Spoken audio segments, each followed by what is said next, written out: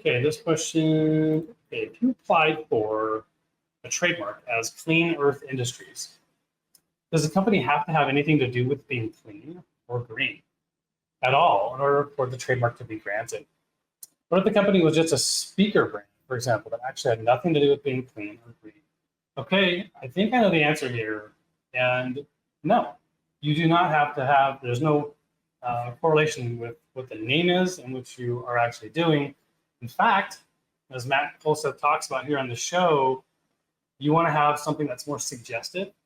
And if it's, the strongest trademarks are actually completely opposite of what your business does. I think the most famous brand today is Apple Computer, right? And do they make or sell apples? No, they don't. They sell computers. So it's a great example, perhaps, of why you do not have to have any type of alignment with what you're selling, with what the brand name is.